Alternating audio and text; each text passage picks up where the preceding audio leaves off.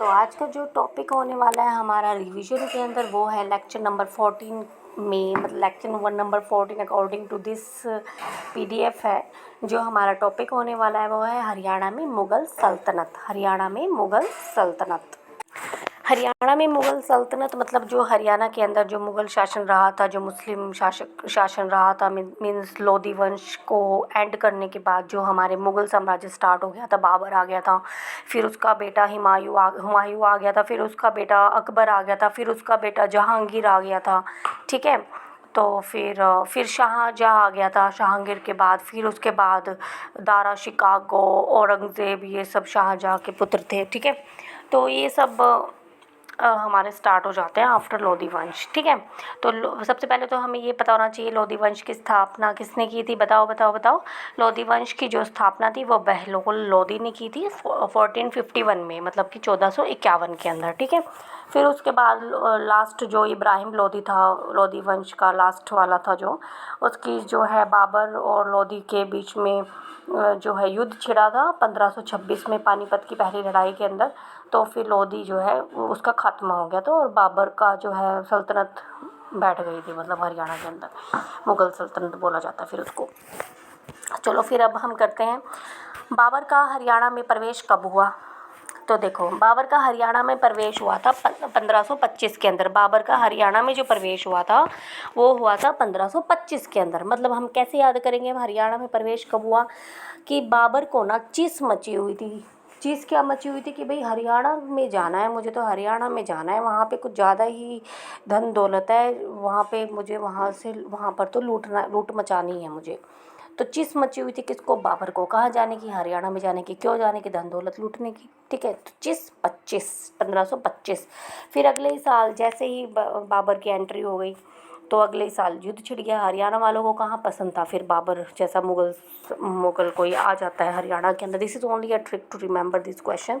Okay, तो फिर तो क्या होता है, फिर आ जाता है वही बाबर। फिर अगले साल 25 में आ जाता है, 1525 में अगले साल युद्ध छिड़ जाता है। किसके बीच में युद्ध छिड़ता है, जिसका राज होगा उस टाइम पे हरियाणा में 1526 के आसपास, तभी उसी का युद्ध छिड़ेगा।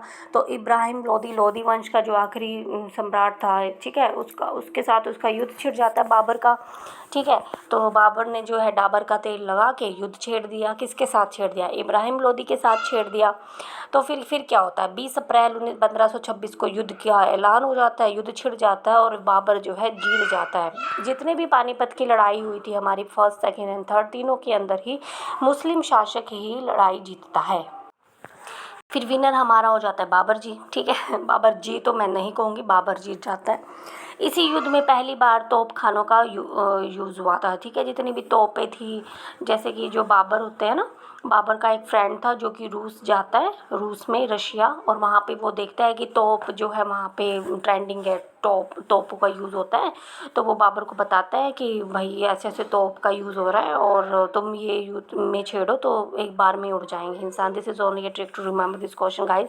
मैं बार बार आपको एक ही बात बोल रही हूँ। ठीक है, और जब भी आप ये पीडीएफ देखते हो, कभी भी किसी भी ईयर में देखते हो, अब देखते हो या कभी भी देखते हो, तो आप प्लीज़ स्पीड को इंक्रीज़ करके देखना 1.5x या 1.75x पे। अगर हो सके तो 2x पे भी देख लेना, but 1.5x and 1.7x is मतलब ये ठीक रहेगी, इतनी स्पीड पे आप देख सकते हो इस वीडियो को। ठीक है, तो फिर इसी युद्ध में 20 अप्रैल 1526 को, कई जगह 21 अप्रैल भी दे देते हैं।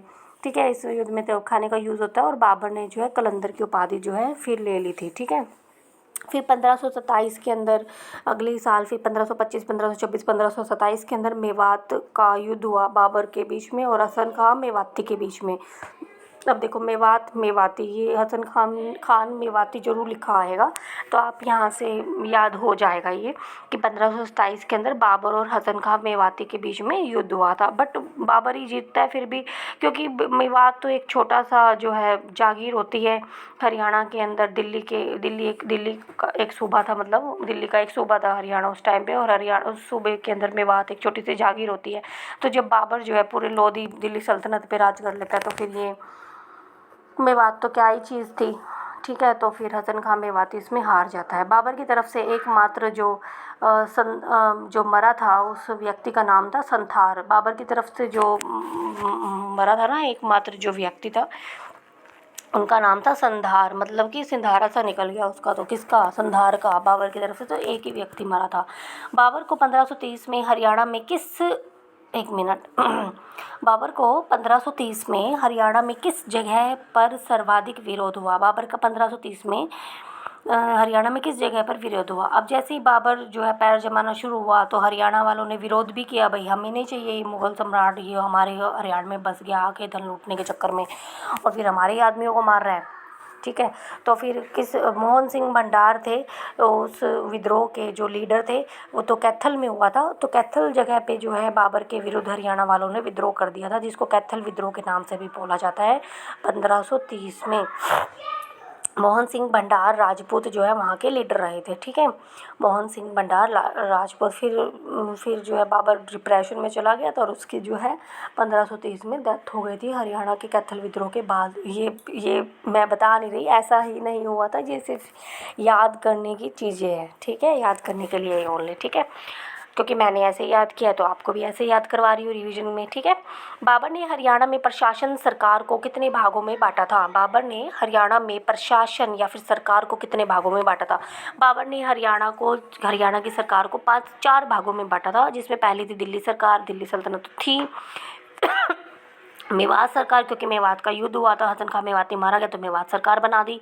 हिसार सरकार बना दी, सरहिंद सरकार बना दी, जो ऊपर वाला हिस्सा था सो उसको सरहिंद सरकार बोल दिया, और हिसार सरकार मेवात दिल्ली हो जाएगा यार, दिल्ली मेवात हिसार सरहिंद सरकार। फिर आता काबुली बाग मस्जिद पानीपत में किसने बनवाई थी? बाबर ने बनाई थी। ठीक है, अपनी पत्नी की याद में बनाई थी, तो ये हो जाएगा याद। ठीक है, नॉर्मल सी बात है। ये काबुली बाग मस्जिद कहाँ है? पानीपत में है। ठीक है, पानी में डाबर का तेल लगा के डूब डूब के मारेंगे। ठीक है, काबुली बाग मस्जिद अपनी पत्नी की याद में बनवाई थी इन्होंने पानीपत में। बाबर ने नारनौल का जागीरदार किस व्यक्ति को बनाया था? जो बाबर थे उन्होंने नारनौल का जो जागीरदार था वो अहसान तिमूर को बनाया था, अहसान तिमूर को, ये याद रखना आपको।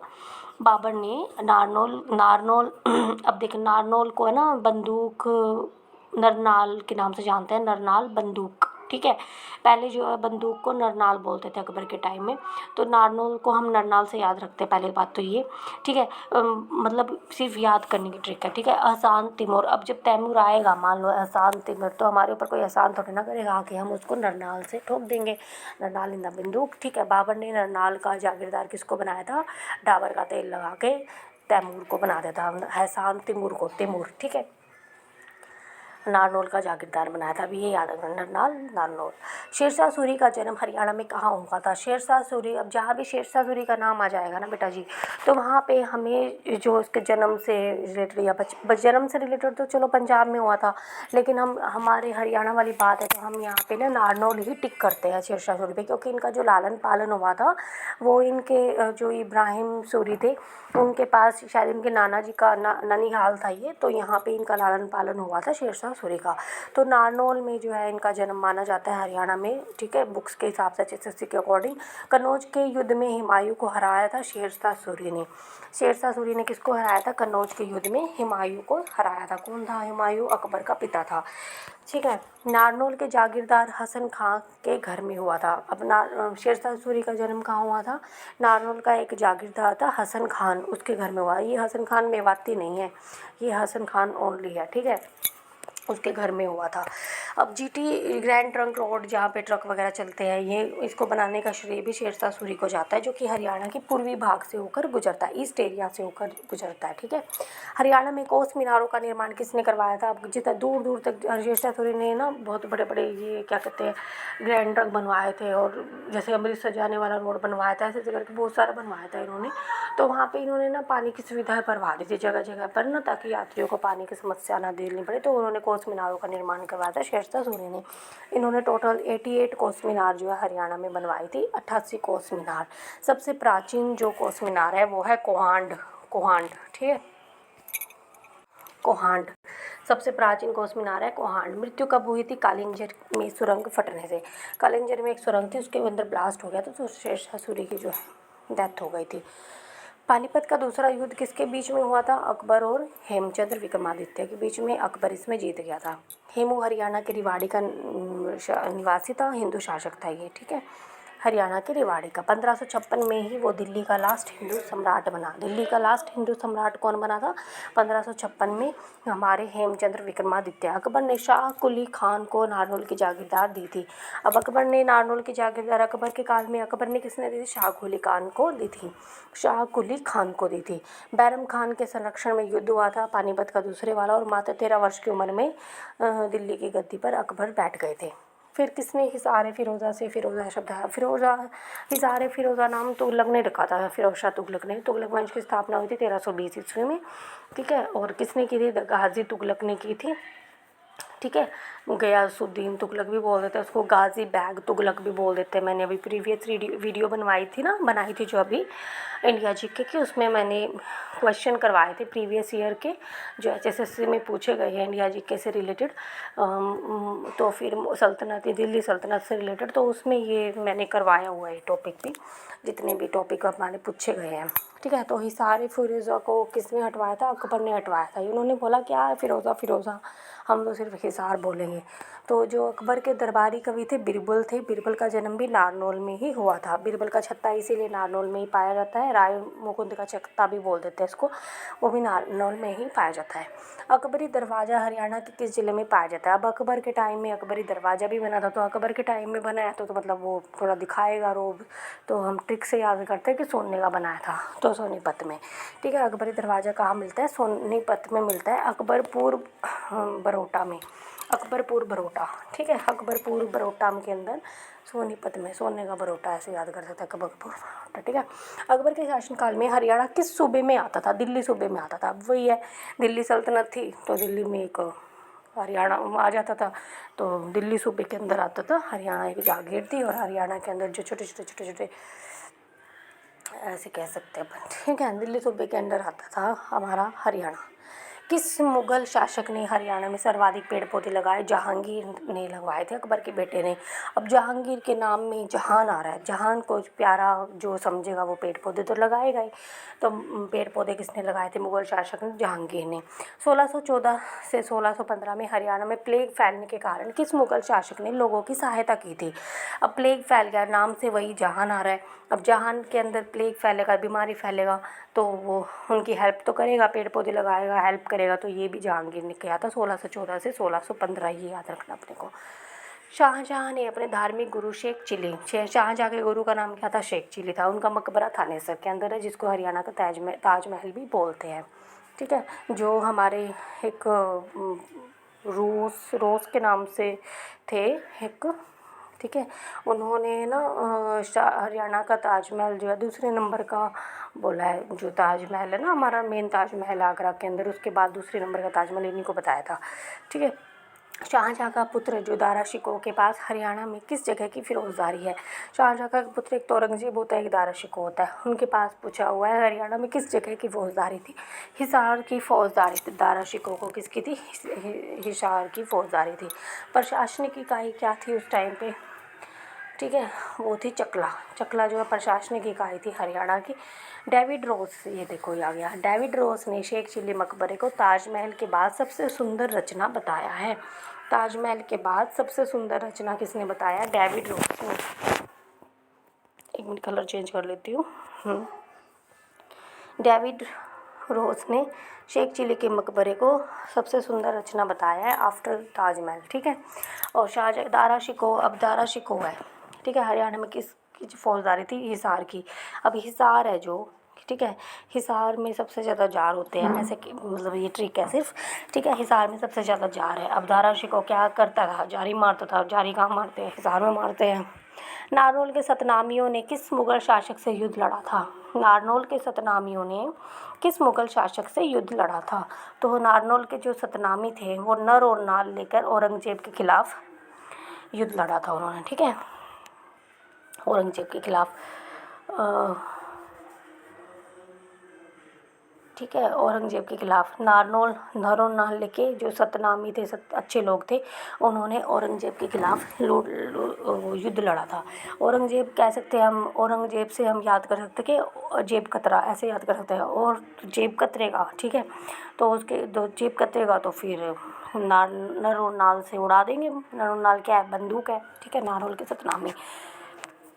हरियाणा में निर्मित सर्वश्रेष्ठ मुगल कालीन स्मारक जो सबसे ज़्यादा श्रेष्ठ है मुगल के काल की स्मारक कौन है? राय मुकुंद का छत्ता, बीरबल का छत्ता, नारनौल में है। ठीक है। औरंगजेब के समय में रेवाड़ी में अहीर शासन की स्थापना किस व्यक्ति ने की थी?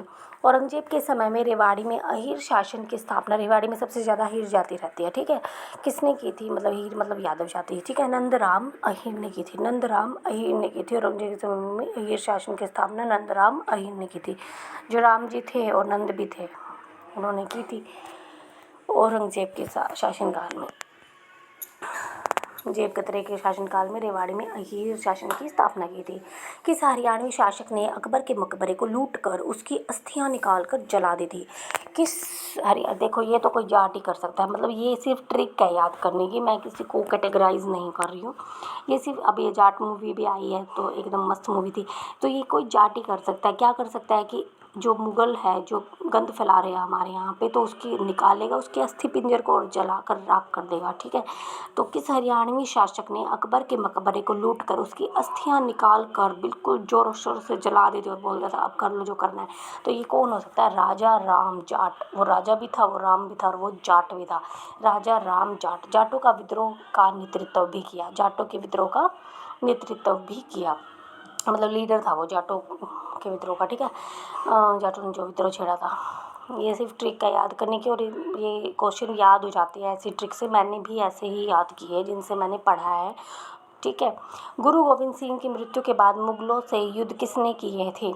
गुरु गोविंद सिंह की मृत्यु के बाद मुगलों से युद्ध किसने किए थे? बंदा बहादुर बैरागी ने गुरु गोविंद सिंह की मृत्यु के बाद, गुरु गोविंद सिंह जी को सिखों के 10वें गुरु थे। 9वें गुरु कौन थे? गुरु तेग बहादुर थे। ठीक है ना। जो गुरु गोविंद सिंह थे गुरु गोविंद सिंह की 10वें गुरु थे, जो मृत्यु के बाद मुगलों से युद्ध किसने किया था? बंदा बहादुर बैरागी ने। ठीक है। बंदा बहादुर की, जो बंदा बहादुर होगा, ठीक है, और बैरागी भी होगा, मतलब कि उसका कोई नहीं होगा, वो तभी तो अच्छे तरीके से युद्ध लड़ पाएगा जिसको खोने का डर ही नहीं होगा। तो गुरु गोविंद सिंह की मृत्यु के बाद उसने जो है मुगलों से युद्ध किया था। हरियाणा में देशी रियासतों द्वारा किसानों से कितना टैक्स लिया जाता था? जो हरियाणा में देशी रियासतें थी उनके द्वारा 1/4 टैक्स लिया जाता और अंग्रेजों द्वारा 1/6 लिया जाता था। ठीक है। पानीपत का तीसरा युद्ध 14 जनवरी संक्रांत वाले दिन 1761 में हुआ था। ठीक है। देखो पहला युद्ध 1526, दूसरा 1556, तीसरा 1761, अलग ही पटक रखा है 1700। ठीक है। अहमद शाह अब्दाली की इसमें जीत हुई थी, ये भी मुस्लिम शासक था, और मराठा की हार हुई थी। वापस जाते समय जैन खान को अपने जीते हुए प्रदेश सौंप दिए थे। ठीक है। जो अहमद शाह अब्दाली है उसने पानीपत का युद्ध जीतने के बाद जैन खान को अपने जीते हुए सारे प्रदेश जो है सौंप दिए थे। देखना ये कैसे थे, खुद लड़ते मरते थे, सबका नाश कर देते थे, और फिर अपने जो इन्होंने जीता हुआ था वो दूसरों को थोप के चले जाते थे। कैसे कैसे लोग थे धरती पे। तो ये नहीं हमारी क्यों आए थे असल में ना, अक्ल ही नहीं थी ना हरियाणा वालों को ना भारत वालों को, कभी एक का दिखाया ही नहीं किसी चीज़ में, तो सब हुक्म चला के चले गए। आज भी ऐसे ही होता है, कोई अपने लिए स्टैंड नहीं लेता गर्ल्स में स्पेशली, तो लोग फिर उसके ऊपर अपनी चौधरानी दिखाते हुए। चलो छोड़ो ये सब बातें।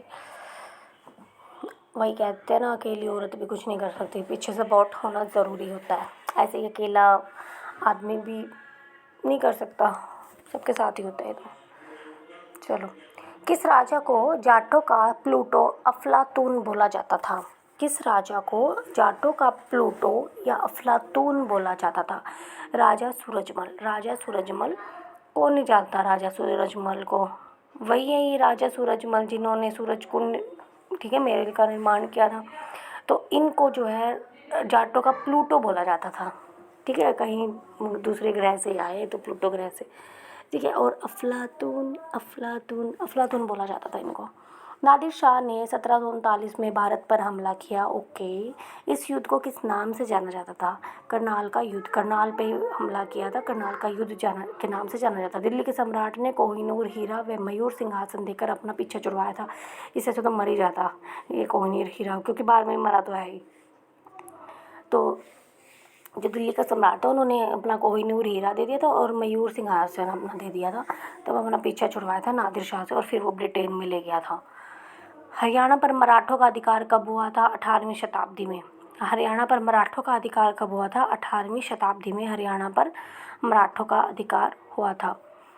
ठीक है, देखो मराठो ठो 18 ठो 18 मराठो 18, ठीक है। 18वीं शताब्दी में मराठों का अधिकार हरियाणा पर हुआ था, ठीक है। चित्रकला का विकास अधिकार हुआ था और 1761 में मराठों की हार हो गई थी। 18वीं शताब्दी में चित्रकला का विकास हुआ। 18वीं शताब्दी में हरियाणा को भक्ति काल कहा जाता है। जॉर्ज थॉमस ने हरियाणा में किसको अपनी राजधानी बनाया था? हांसी को बनाया था। जॉर्ज थॉमस ने खांसी यानी हांसी को अपना जॉर्ज थॉमस को हो गई थी खांसी, मतलब हांसी को अपनी राजधानी बनाया, ठीक है। आयरिश व्यक्ति था ये, आयरलैंड से आया था, आयरिश व्यक्ति था ये। 1782 में ये भारत आया था। ये सबसे very very very most important date है ये। 1782 के अंदर ये भारत आया था। डाकू बनकर इसने लूटपाट मचा दी और 1787 में इसने समरू बेगम की सेना में सेनापति बन गया और उसके बेटे की जान बचाई थी। और फिर उसने जो है इसको अपनी जागीर हाथ से दे दी थी। फिर सिक्के जो है सिक्के ए शाही इसने सिक्का चलाया था। सिक्का कौन सा चलाया था? सिक्का ए शाही चलाया इसने, खुद के सिक्के चलाए, सिक्का ए शाही। और सिक्के ढालने वाली टकसाल भी इसने बनाई थी। कहाँ पे? खांसी में, मतलब हांसी में। कब बनाई थी? 1797 के अंदर इसने सिक्के बनाने की टकसाल बनाया। वही है, जहाँ खुद रहेगा वहीं तो टकसाल बनाएगा सिक्के की, ताकि कोई चोरी चुकारी ना कर पाए सिक्कों की। तो 1797 में कहाँ बनाई? सताना नहीं है भाई, कहाँ नहीं सताएंगे, खांसी हो रही है, सताना नहीं है टकसाल बनाते हुए, ठीक है, सिक्के बनाते हुए। तो 1797 हांसी। जॉर्ज थॉमस का आवास जहाज कोठी कहाँ पे? जॉर्ज थॉमस का आवास जहाज कोठी कहाँ पर स्थित है? हिसार में स्थित है। जॉर्ज हिसार में जहाँ जार होंगे वहीं आवास बनाएगा। कौन? George Thomas. हांसी को राजधानी बनाया था। जहाज कोठी कहाँ स्थित है? हिसार में। तो यहाँ पे हमारा हरियाणा में सल्तनत जो थी, मुग़ल सल्तनत, वो कंप्लीट हो जाती है यहाँ पे, ठीक है।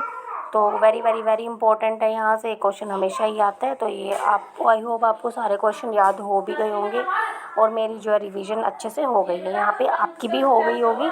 चलो, थैंक यू सो मच। अगर आपको वीडियो अच्छी लगी तो वीडियो को लाइक करो और चैनल को मेरे सब्सक्राइब करो और आगे शेयर करो इस चैनल को, ताकि और ग्रो कर पाए, ठीक है, हम मिलकर रिवीजन कर पाए।